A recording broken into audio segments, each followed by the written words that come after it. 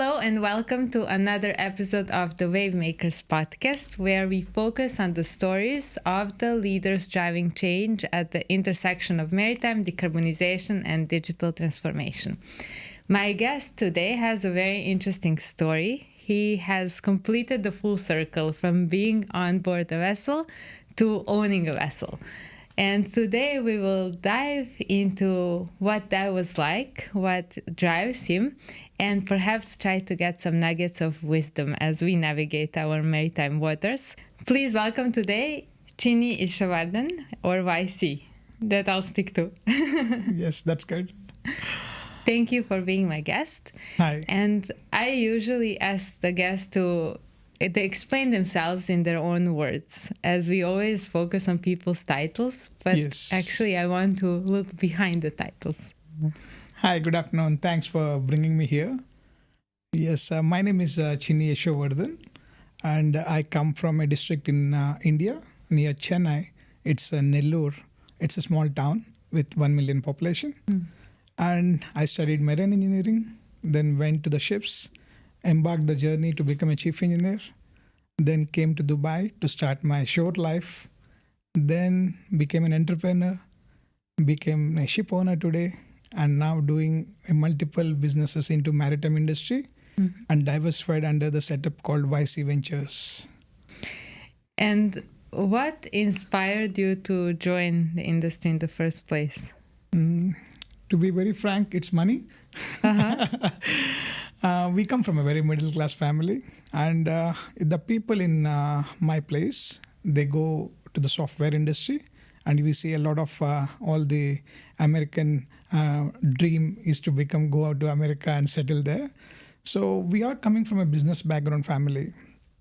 So that makes me to think like I should do something innovation and do something aspirationally good that can get me good money at the same time to reach my requirements. So I chose marine, which was something very unique that time. I don't want to take a unique normal path like a marine, like a software engineer or a doctor.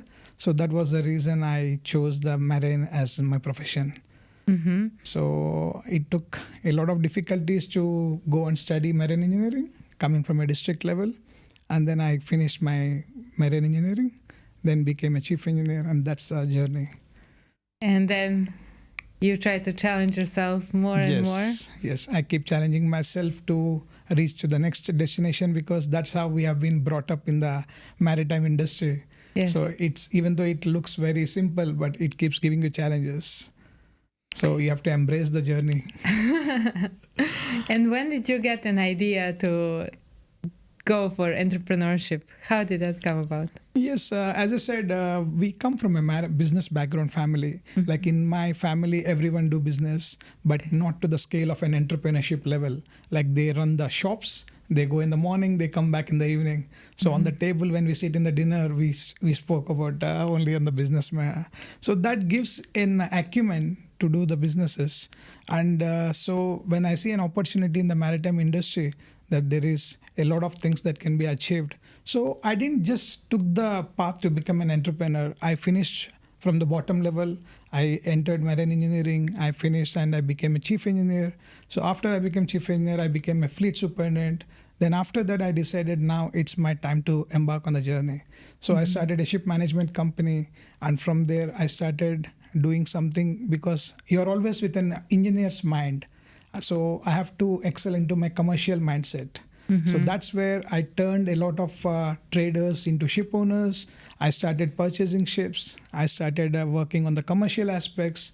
So I can wear the cap of a technical versus commercial depending on the situation. So that gave me a good entrepreneurial journey. This is something I'm trying to grow. I'm trying to grow my commercial hat a little bit Very more. important, very important. But I guess experience is the teacher here. Yes, I mean, there is no shortcut in life, but with today's availability of market, yes, there are some shortcuts, but still the journey and the experience will definitely teach something different. And as you were chasing the challenges, what were some of your traits or something that you would say to yourself to encourage yourself throughout the way? Yeah, I mean, as my family keeps saying me that I adapt to the situations very easily, and I take every situation and try to solve the problems to the best possible method.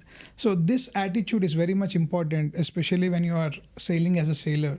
Like, we come across very tough situations. There are storms, there are piracy issues, there are so many other technical failures that makes you work for continuous 36 to 48 hours. And there are team of people on board the vessel, right? So you are running a multi-million-dollar vessel with a cargo worth of more $1 million.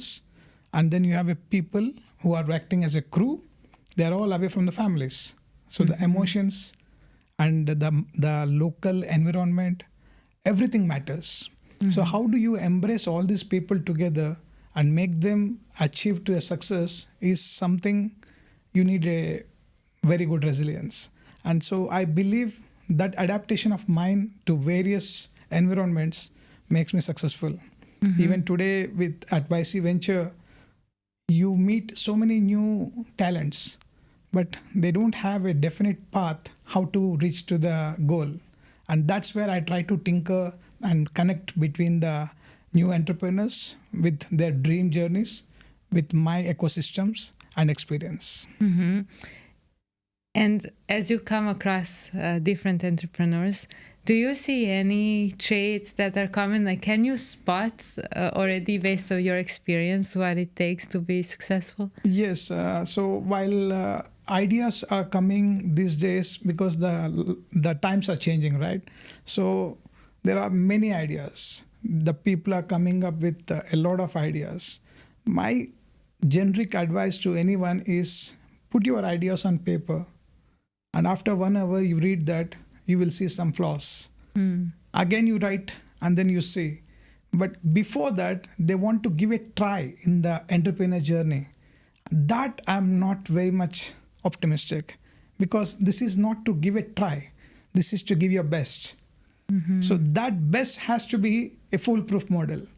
But here, there is instantaneous viral behavior in the market where everyone wants to succeed in a very short span of time.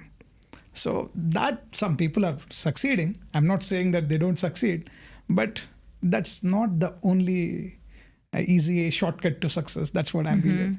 So I feel everyone should do a bit of more on what they are planning. What is their dream? Put it on paper. Write it down in such a way that you have a foolproof model. Then there is no shortage of money in the market. There are enough entrepreneurs who are willing to, help you, grow you, and then take you further. So I believe that is the reason.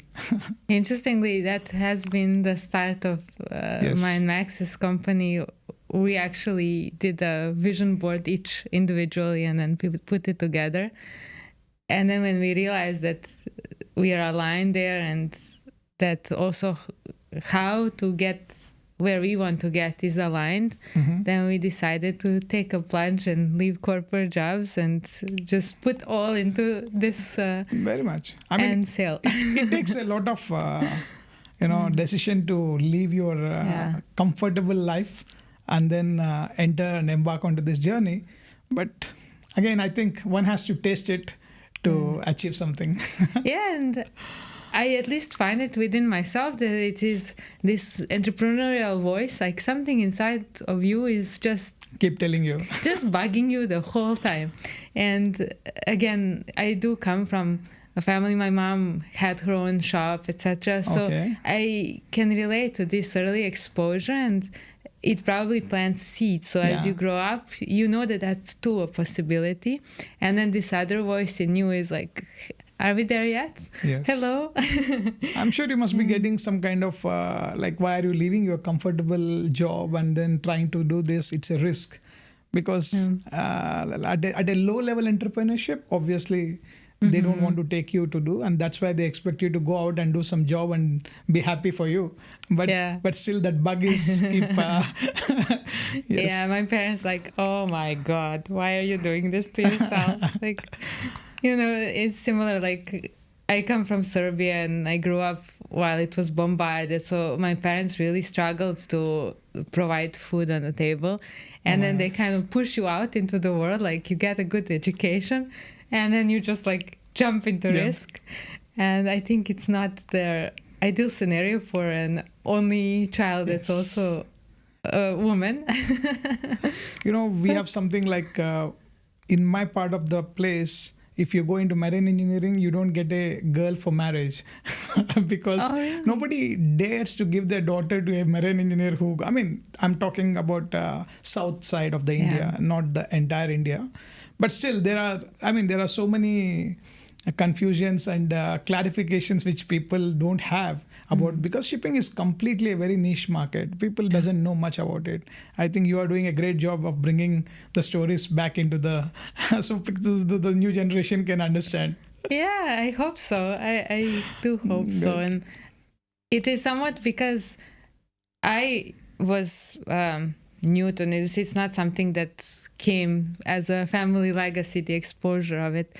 And then also when I started talking to people by driving innovation, but I had the opportunity to engage with different departments and talk to many different backgrounds to understand their problems and then to hear their stories. And that is where I realized this is a whole new universe. Exactly. There's so much to it. There's so much. And I became curious about There's so many stories. Untold stories. Yeah.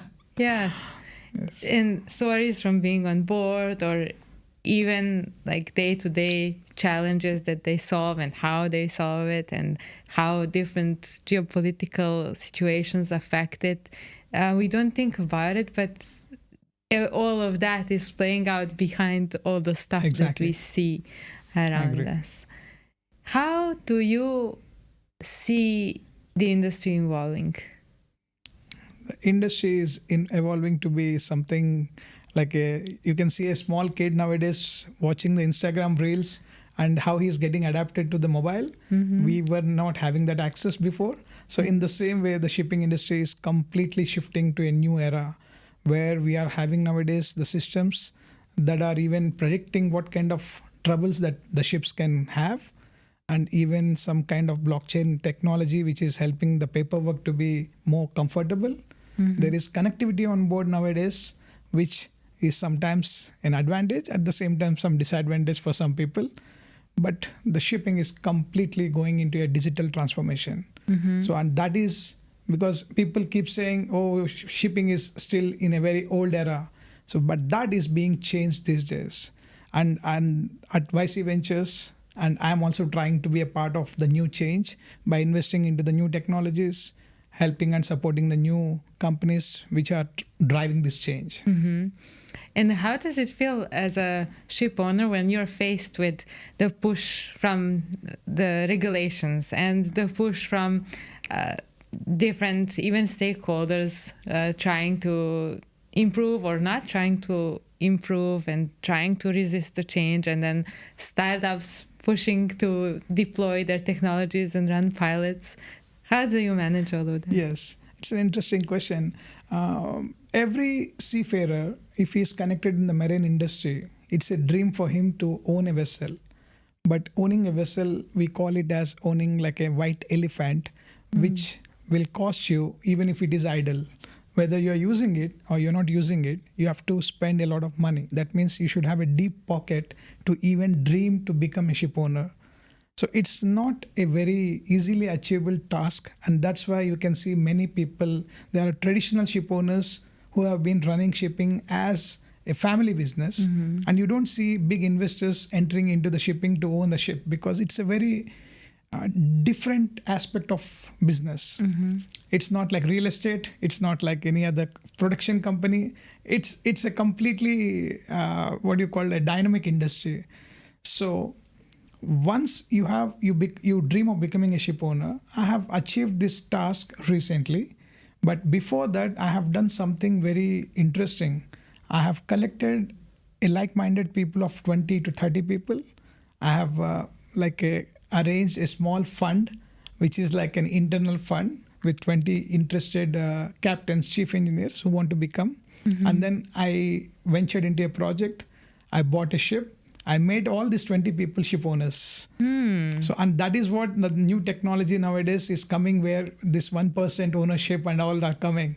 But this was done by me a long time ago on an Excel sheet, because that time we don't have the softwares. So the happiness of each and every person that they own a part of the ship was really something you cannot count with the money or anything. So now coming back to your question of what challenges and how the present situations are pushing the ship owner. If the ship owner is just acting as an investor, he will be considered having some troubles. But if like the people are coming from the maritime background who understands the shipping, they enjoy the every trouble that is being forced. So they will never take that regulations are something they are going to face, because they want to improvise the segment. They have been sailing, like I'm sailing on the ship before. So now if there is some regulation that is making the life better, I as a ship owner will always be more happy to support that system rather than thinking it's because it's not just the money. There is a sentiment that is driving me to become an owner. Otherwise, you have many other options to make your money on something else. But the final goal of being a ship owner itself is a legacy. So I still believe that all the new changes are a boon to the owners. They should not take it as a negative. They should take it as a positive and try to adapt to the new systems and then achieve the neutral balance somewhere. And what kind of a fleet do you think we will be seeing as we approach 2050? My God. How will that look like? This is very, if I can answer this question, this is like, can you expect the price of the dollar versus the Indian rupee? In the same way, like a gold price, we cannot expect that, because the trends are changing due to the geopolitical situations.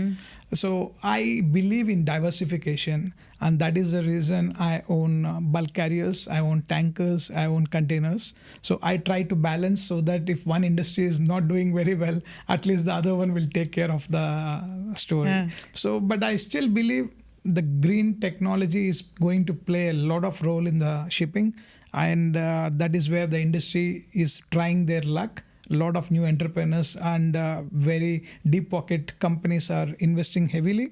Some are talking about AI-driven battery technologies. Some are talking about hydrogen so that they can emit only 30% of water vapor as the gas.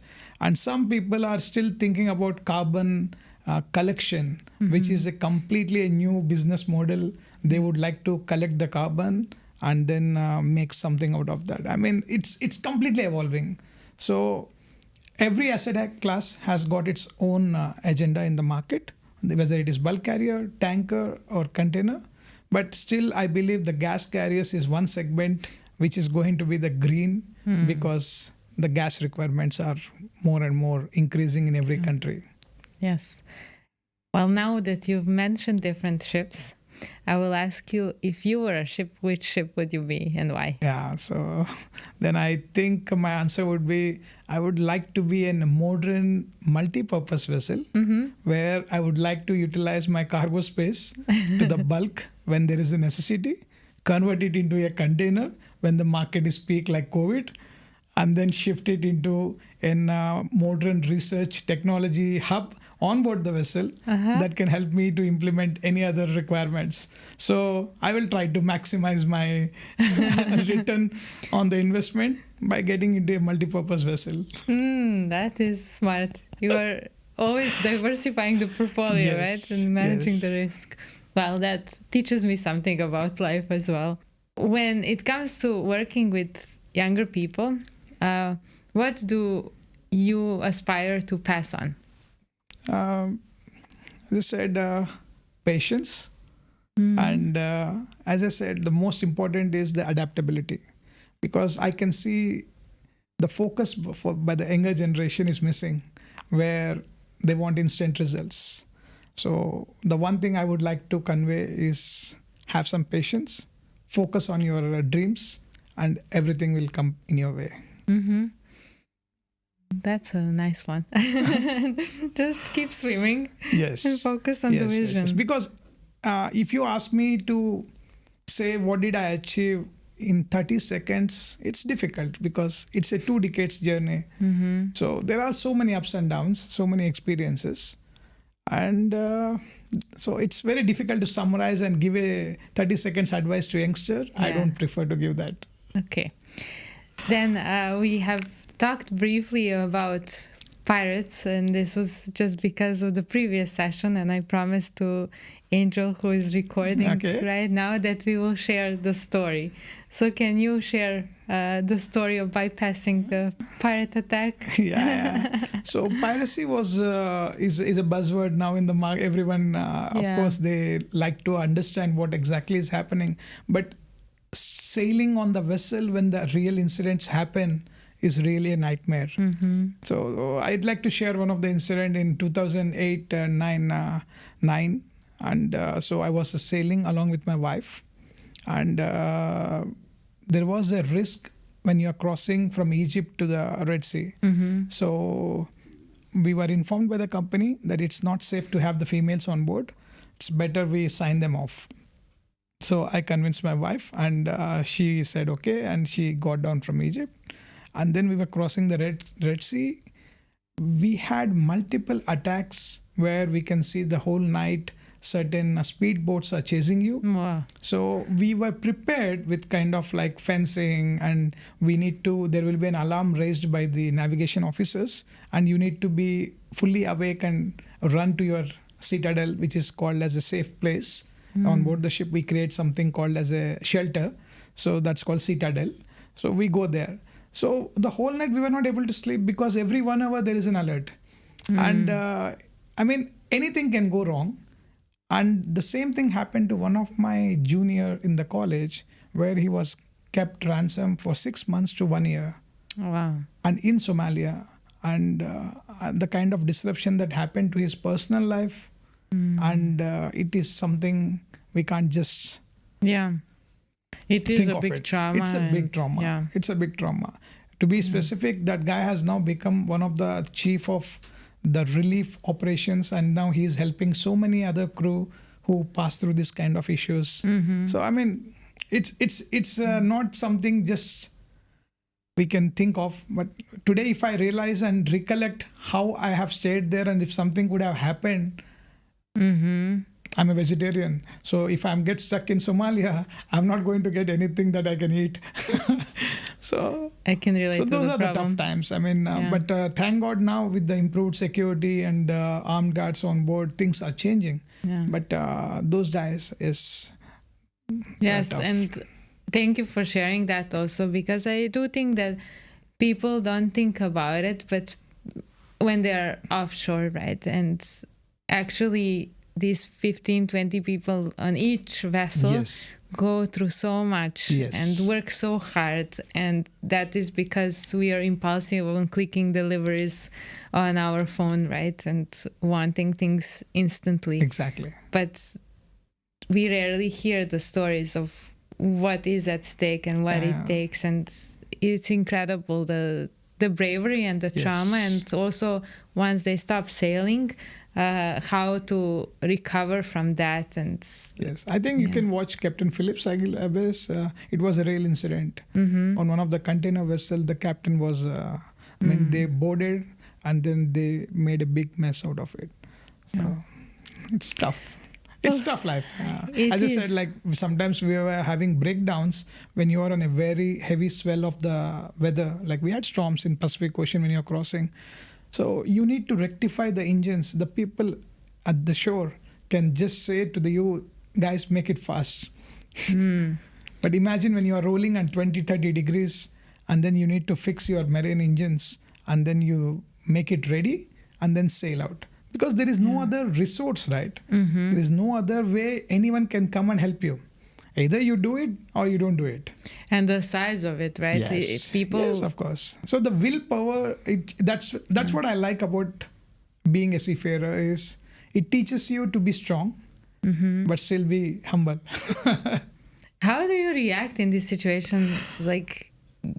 you just, I guess, sharply focus on achieving the task. Yes. I mean, that is the only way. I'm not saying that only I'm the best, but everyone. I mean, you talk about with any seafarer, they have gone through so many cycles of this kind of thing. One of my friend, he lost his hand while doing some incident, and something fell down. And I mean, there are so many incidents, and these are tragic. So, but still, that's what we always pray when you go on ship to work. Even now, I say to every employee and everyone, go as a single piece and come as a single piece. That means you are successful. Yes. Without losing anything, without getting. Some people got heart attacks. Some captains have lost because of the stress they have come through. Even got heart attacks. So it's a tough life. Yeah, and with that also, maybe it's a good message to share across. As again, the society expects changes, the entrepreneurs expect pilots, and this is another element that you have to deal with, right? And making sure that the people are good and safe and on board with it, because you want this psychological stability in the team. It's important for them. And then you have to balance all these different risks, right? And opportunities. 100%. I believe now everyone is driving towards it. There is a balance that is coming. And I hope things will make further changes. Like during our times, there was no phone calls. There was only satellite phone which you can speak. But now everything is on board. So there's Wi-Fi, there is a connectivity. So people, I believe, even if they are passing through some stress, you still can connect your family and you can cool down yourself. So. And today, when you get up, how come you still have the drive to do more of it and to challenge yourself more? Yes, I mean, that is something every person has to do. Like, you have to keep inventing yourself, what best you can do more. And this is not just, again, not for money here at this stage, because the stage where I said is something when you are in a middle class family, you have some dreams, you want to achieve something, you want to prove to the world that you can do something. That's a different, but now it's about reinventing yourself, like what you can give back to the society and what you can help the new generations to come forward. So the growth and success will automatically give you money. So money is just a byproduct. I always aim that way. So don't run behind the byproduct, run for the main cause. The things will follow you. So that makes me more interesting, and try to diversify more. I'm now today into green technology businesses. We are entering into the new maritime technologies. So wherever there is a diversification, but keeping the core of marine as my heart. You know? So it sounds like you are really holding it in your heart and using that as one of the pillar values and tools. You can say like that's a pillar, but still you can still diversify. You can go into technology, you can go into crewing, you can go into ship owning, you can get into different types of assets, you can get into some other sustainable things. So that's how it is. And I also like to switch the dynamics and also allow you to ask me anything, so that it's not always one-sided. And sure, I think you must have been knowing the stories of so many people and so many other guests. So what did you derive out of all this, like, and what made you feel more passionate towards the maritime sector? I have noticed that there is a consistency about that resilience and like having the vision, but being focused on the moment and doing best what you are doing now. And through the repetition of that, also excelling, right? And that has been a common element throughout. And as you've mentioned, this agility and to respect tradition, but to know where it comes from, and with that to be open to whatever new is happening, and wise to recognize the moment to put them together. That's good. So I hope I can implement that personally as well. Yes, of course. And you are doing a great job by bringing on the table. I mean, as I said, this sector, not many people have, no one has touched this sector, and you have done something good there. There are some more podcasts. Still a long journey. But perhaps there's a different perspective to it. I hope that we inspire some. I wish you best of luck. Thank you. One of our friends totally not from shipping. He said, nowadays when I see a ship, I just think of the two of you. And he's like following our stories on LinkedIn. So it's like he totally opened a new world for me. Feel free to come onto the ship anytime. You can have a tour of the ship whenever the vessel comes to Jebel Ali or somewhere. Okay, well, I will take you up on this. I would love to. Sure. Thank you. Thank you for being my guest today. Thanks a lot for inviting, and it's a pleasure talking to you. Likewise.